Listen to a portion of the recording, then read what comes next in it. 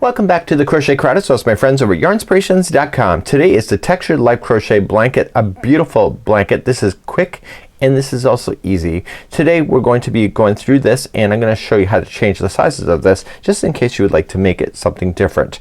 You'll need 6 balls total of Bernat blanket. This is using the twist version, so you'll need 3 balls of Purple Haze and 3 balls of Grape Kiss in order to match this that you will see. You'll also need a 10mm size N as in Nancy crochet hook that you see here. Let me show you what this yarn looks like up close because it may be very deceptive, but it's really quite awesome and you'll see how it works together. So initially when you look at this yarn you will see that it's a twist, and if I pull it apart you will notice that it's actually different chenilles that are put together in order to create the twist. And so what happens is that there's different colors here and it's twisted together. Now when you see it all twisted you think, oh, it's gonna look all organized like that, but once you actually crochet with it, it blends. Great for hiding pet hair, great for hiding any imperfections, maybe dirt, everything like that with this particular brand, and I think it's really quite awesome. You'll notice that this afghan, it does say textured. There's a lot of texture. The texture is only on the front side. This is the back side. There is no texture, and you will see that you have the beautiful lifting textures here in the front, and that's what makes it really amazing. So there's only a total of 4 different rows in order for you to follow for the repeat, and the changing of the pattern I believe is every 8 rows. So every 8 row is one color, and then the next 8 is another, and then the next 8 is another. So I'm gonna show you how to get started because once you see how fast this is you can get it done in lickety split. So you'll notice that the instructions give you what the multiple is. So it says chain 67, or if you'd like to change the size it says multiples of 2 chains. So you go 2, 2, 2, 2, and when you're happy with the width of it you just add another 5 chains and therefore it'll stay in balance. So it's multiples of 2 plus 5. So let's begin, and I'm just gonna do a small little mini sample with you because once you see how fast this is it's really easy to understand. So using your crochet hook I want you to create a slip knot. This is an easy level project. Almost a beginner could probably get this too if you're just following along. So you can just chain 67 if you wish, but if you'd like to change the size, which I'm about to do, I'm just to do a small sample, I'm gonna go 1 and 2 and 1 and 2, 1 and 2, 1 and 2 and 1 and 2. And when I'm satisfied with the width of this, what I want to do is that I want to add the 5 chains that's needed to keep the balance. So I go 1, 2, 3, 4 and 5. So it's multiples of 2 plus 5. The first row is gonna get ourselves set up. So I want you to count to the 4th chain from the hook. So what I want you to do is turn it over and you can see the 1st chain, 2nd chain, 3rd chain, this is the 4th. And to make a really nice edge, turn it over and get the back hump of that. So it's the back loop of that chain and you will have a perfect looking chain at the beginning. So yarning over, going into the back loop of that 4th chain from the hook. So insert in, pull through 2 and 2, and you've just done a double crochet. So technically you have 2 double crochets in a row now. So this chain that you skipped over is 1 now, and this is the 2nd. So now that you've gone into the back loop of this chain, the chain will stay turned over and then you'll go to the next loop. And it's easier to see in person, but it's the next back loop of the next chain. And I want you to double crochet yourself in the back loops of each one of the chains all the way back to the very beginning of your project or of the chain.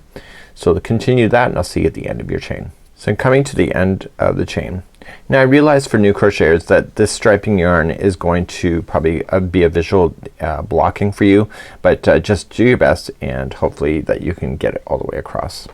So once you get your last stitch in I want you to turn your work, and we're now going to go from row number 2 to 5. So 2 to 5 is the repeat pattern for this. So let's review number 2. So chain up 1 and put 1 single crochet in each one of the stitches going all the way across. So this is row number 2, and you'll come back to row number 2 when you have to repeat after you get row number 5 done. So rows number 2 through 5 are the repeat pattern. So just single crochet across in each one of the double crochet stitches, and don't forget that turning chain right at the end, and I'll see you there in just a moment. So you're gonna come right to the end. So for new crocheters what happens is they come into this stitch and they say, oh okay, they're done. They forget that the turning chain is also a stitch. So go in the top of the turning chain, just don't go into a space, go right into the chain, and then that's your last single crochet. So make sure you don't forget that last one is there. So let's do row number 3. So turn your work and here we go. So here's number 3. You're gonna chain 3, which counts as your first double crochet. So this means that this one counts as this first one if you're looking straight down. So the next stitch that I want is right here. Okay, it's this double crochet after the single crochet row here. So wrap the hook twice and just come around the post. So you're gonna do a front post double crochet, sorry, a front post treble crochet, and you're gonna go in to the side of the post, out to the other, and pull through, and then pull through 2, yarn over, pull through 2, and then pull through 2. So that counted as that stitch. So behind the scenes the next stitch would have been here, but this is standing in front of it, so that counts as that stitch. So your very next one is the one right after, and that's where you're gonna double crochet your next one. So you're gonna repeat this pattern going all the way across now. So you're gonna wrap the hook twice to treble. So this one here counts as this double crochet, so you have to come to the next one. So it's every other one has these front post double or front post treble crochets. So pull through 2, 2, and 2. Okay, so that counts as the next double crochet that was there, that's in front of, so the next one is right here. Just lean it over to the front if you just don't see it, but once you understand this pattern you'll find that you'll be able to not have to pay attention so closely. So wrapping twice, you're gonna skip the next one, go to the second one over, and that's a front post treble crochet, and then double crochet in the next one. So just again lean it forward. This is the next one that this was in front of, so you're gonna come into the one after that. So I'm just gonna continue to do this all the way across. So when you get to the other side all your math should work out. So it's you're skipping one, you're doing the one right after, and it should be the one just before the end if your math is done right. Okay, and then your very last one is a double crochet or double crochet in the last stitch. So you will notice that this is row number 3. So what happens then when we go to redo these ones here in row number 5, they're gonna be shifted in between these where they lift. So let's go row number 4. So every other row going forward is just the same thing. So it's chain 1 and it's 1 double crochet in each. So this is building the spacing where the double our front post trebles are gonna jump over. So every other row, if you can remember, is just a single crochet. And make sure that when you come to the other side you go into that turning chain. So don't forget that turning chain is 1 stitch. It's right at the top. Don't go into a space. Go right into the chain itself and single crochet. So let's review number 5. So row number 5 we have to get in between these, see these trebles, we need to get into this double that's sitting there. So in order to do number 5 is that you're just gonna chain up 3, which is your first double crochet, and you're gonna double crochet in the next one, and then you can start the fun stuff. So we're gonna front post, so you see that this one matches this, this matches this, therefore this third one is where we want to do a front post treble. So we're just gonna go with that one. So you see we had to start off with 2 doubles in a row in order to get ourselves to shift 1 stitch over. So then you're going to double crochet in the next stitch available. Okay, so remember that in behind this covers in front of a stitch, so you're just gonna skip over that one, and then you're gonna front post treble into the next double crochet that's straight down, and then double crochet in the next, and keep doing that all the way across. Now you'll be able to see the stitches a lot easier because you've established the pattern already.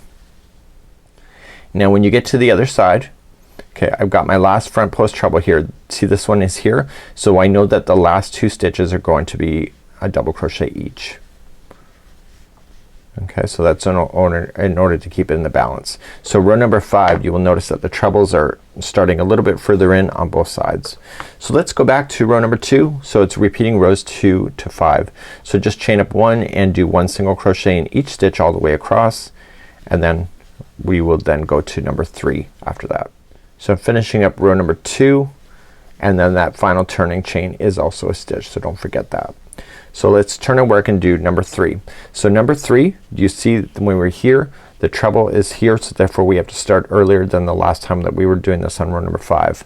So chain up 3 counts as your first double, and then the one straight down, the next one is your front post treble.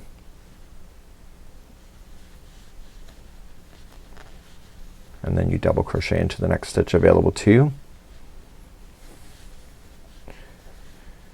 Okay, so you see that the two are aligning with each other.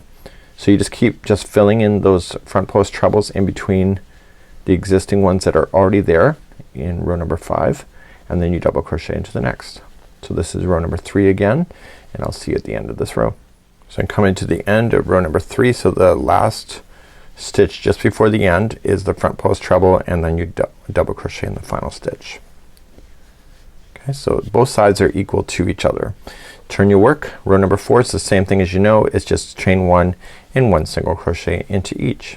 So do that across, and then I'll see you on number 5. Finishing up row 3, just coming right to the end. Don't forget the turning chain, and then that's it. So let's do number 5. So just chain up 3 counts as your first double. You're gonna double crochet in the next so that you can shift that trebles.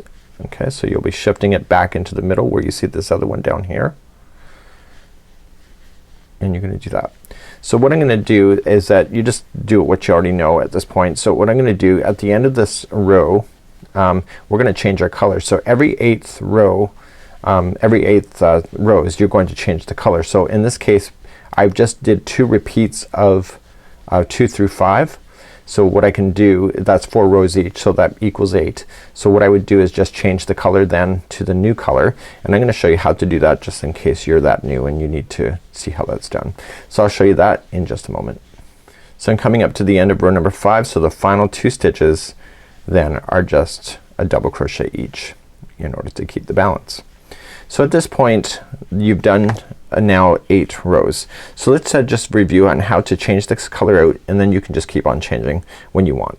To change color, just simply just trim your yarn. So you'll have the yarn tail, it's still on the loop. So I want you to pull this loop through this existing one, and I want you to just weave it in and out of these stitches here for about at least 2 inches.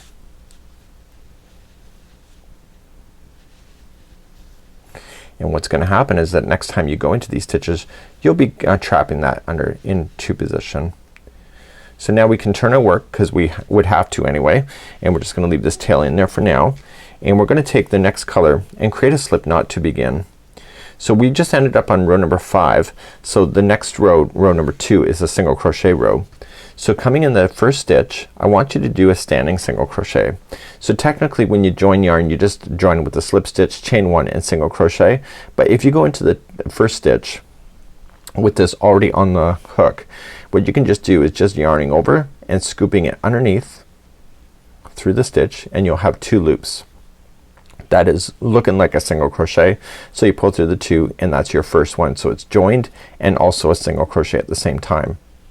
So you're just gonna trap over top of this tail and keep it underneath the stitch work just like that. So what you're doing by going into all these stitches, you're trapping the other one you just wove in into position, and once you go about 2 inches you can let it drop, and then you can just trim out the remaining. So you're just gonna do row number 2 through 5, 2 through 5, and then change the color when you're ready. So I'm going to show you when I get to the end of this row and how to finish this off at the very end, because you will need a tapestry needle in order to hide those loose ends from completely popping out. And though you can hide it in now because you're going up over top of stuff, the very final row that you do at the end of your blanket is that you will find that it will you can't hide that because there's nothing more going in. So once you get all the way to the end, saying it's the end of your project, you can just simply just trim your work and pull the loop through. So at this point, even if you woven this in to this, it'll still fall out on you. So just grabbing a tapestry needle and just weaving it into the eye of the needle, take this and just drag it up underneath the stitch work inside the same color. Stay towards the bottom side of the stitch, don't impede with the outside edge, and just pull through. And when you pull it, don't pull it to the point where it's gonna warp the project. So give it a bit of slack the first time through, then choose a slightly different path and go back in the other direction from which you just came. And then finally, third time is a charm, just dragging it through a slightly different path back in the other direction one more time. Again, staying away from that outside edge completely so that you don't wreck the look of that. And once it's woven in 3 times, you can safely just trim this now right to the project, and this should never fall out on you at all. And you'll want to do that with your starting strands as well. So just go back to the very start and just do that, and that's how you would complete this. So this here, any loose ends that you've been dragging up underneath, just pull on them, make sure they're nice and taut, and then you can safely trim those down too. And those should be out of the way and hidden, and because they're tucked away underneath some stitches, those should not fall out on you either.